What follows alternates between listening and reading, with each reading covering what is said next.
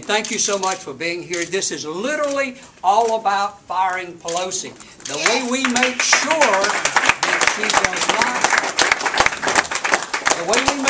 she does not get another chance is by removing the guy that voted for her, for crying out loud.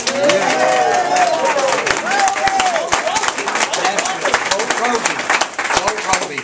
I'll tell you, if Martha Roby's personality does not win you over, you need to have something checked up on yourself.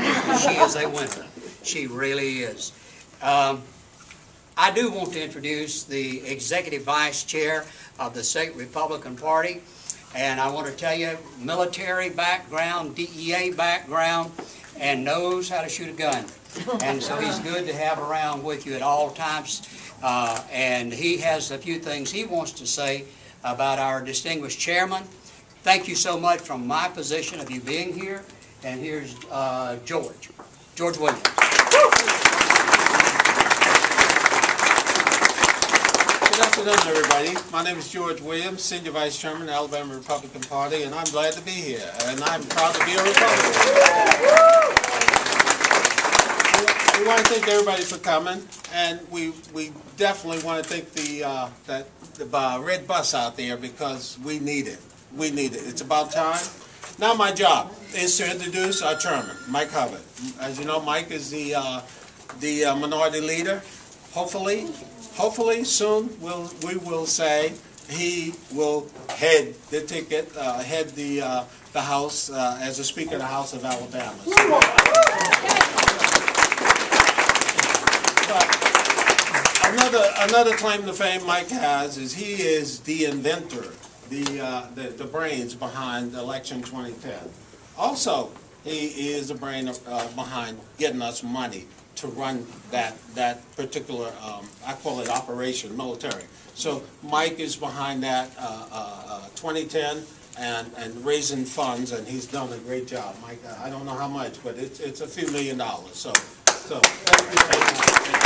Without further ado, our chairman, Mike Hubbard. Thanks, John. I appreciate it. Thank you. Thanks to everybody for being here. I tell you, doesn't the bus look great? Don't you like the message on the bus? You know, the reason the bus is here and the reason it's making a tour, and like Paul said, I'm a member of the RNC along with Paul and our National Committee woman, Betty Fine Collins. The reason the bus is here is because we have the most liberal, arrogant, and out-of-control Congress that we have ever had in the history of the United States. Now, what do you do with a person who runs an operation that is totally inept, that has failed the people that it hired, the people who they depend on, and the people who heads it? You fire them. Unfortunately, we can't fire Pelosi all by ourselves because she represents a very liberal area out in San Francisco, so probably her constituents are probably not going to fire her. But we as a group and we as Americans can fire her as Speaker of the House. And we're going to do it on November the 2nd. There's no doubt about it. Now this bus is here in Montgomery, and they're going to be making a stop in Huntsville tomorrow with our candidate for Congress up there, Mo Brooks. But today we're here to talk about the 2nd Congressional District. And we do have an outstanding candidate in Martha Roby. As Paul said, if you have not met Martha Roby, you need to meet her. She is smart, very sharp, she is very knowledgeable about the issues. She will be an outstanding member of Congress and represent this constituency well. Now, of course, Bobby Bright always says, I'm an independent, I'm an independent. You know, nowhere on his materials or on his signs do you see anything about him being a Democrat. He's now an independent. But, and he says, oh, I vote this way. You know, I vote with Republicans most of the time. Well, you know, that might be true. But let me tell you the difference between Martha Roby and Bobby Bright. It's all about that first vote. All about the first vote in organizing. Bobby Bright's first vote when he became a member of Congress 2 years ago, and his first vote, if he is reelected, which we're not going to allow to happen, would be to put Nancy Pelosi, Charlie Rangel, Barney Frank, all of the liberals, the people who are totally out of touch with America, in power. So what Bobby Bright is he is an enabler. He enables those people to be in power. That is the problem. We cannot allow enablers in Congress or in our House of Representatives or in our Senate. So the term conservative Democrat, there's no such thing. You can't be a conservative Democrat. That is a thing of the past. Because if you are a Democrat, then you vote for the Democrat leadership, and we cannot allow that to happen. I believe that we'll be successful. I believe that we're going to regain this seat that we took back in 1964, and I believe that Martha Roby will be our next congressman from this area. I believe that we're going to have a sweep in our contested congressional races, and we're going to have the best year from a Republican standpoint that we have ever had in the history of the Alabama Republican Party. We have raised more money with our Campaign 2010 effort. We have an outstanding plan, an outstanding staff, but most importantly, we have the most outstanding slate of candidates from top to bottom that we have ever had in the history of this party. And it is going to make a difference in November 7th.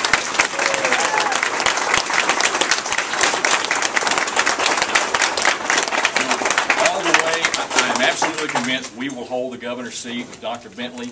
We're going to have a new lieutenant governor with Kay Ivey, and that's going to make all the difference in the world controlling the gavel in the Senate. The constitutional officers, we will be successful.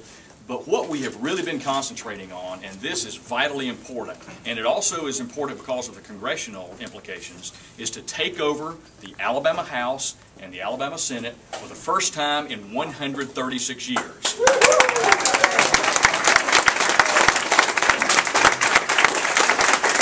know I'm preaching to the choir, but let me tell you why that's important, and you need to spread the word. The reason this is important.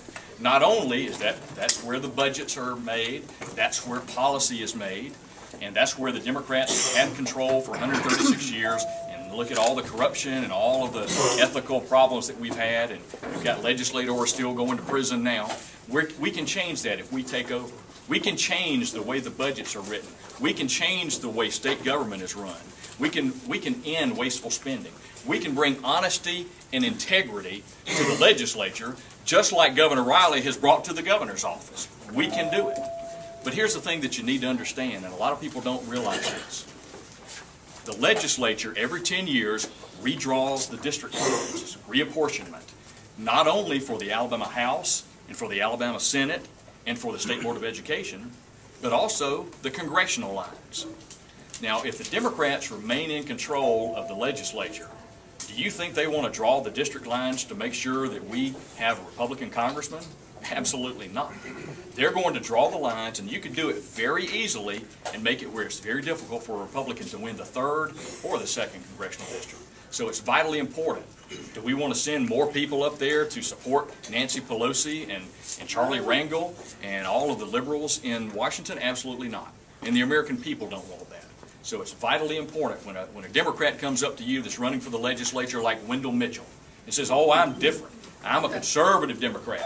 No, he's going to vote with the Democrats to organize. He's going to vote with the Democrat redistricting plan. So it's vitally important in this area that Brian Taylor be elected to the Senate, Jay Love be reelected to his House seat, David Grimes to his House seat, Greg Wren to his House seat, and we can have a complete sweep. I am absolutely confident that we have the opportunity to take over the House and the Senate. We have enough races in play in both the House and the Senate to do it. And I can promise you, it's going to be a new day in Alabama when we do it. So in closing, the fire Pelosi bus, it is exactly the right thing we need to do. We need to send a message to Congress that they are out of touch with Americans. Americans do not want socialist governments overlooking everything from the auto manufacturers to state-run health care to taking over the banking system, and that's exactly what's happening. You can see it just little step, little step, little step. That's not what we want. November the 2nd is your first opportunity to send a strong message to Washington. That is a great opportunity, your first opportunity, and I promise you it will be heard loud and clear. November 2nd, go to the polls, vote straight Republican. Let's take over the entire state of Alabama, and let's fire Nancy Pelosi. Thank you.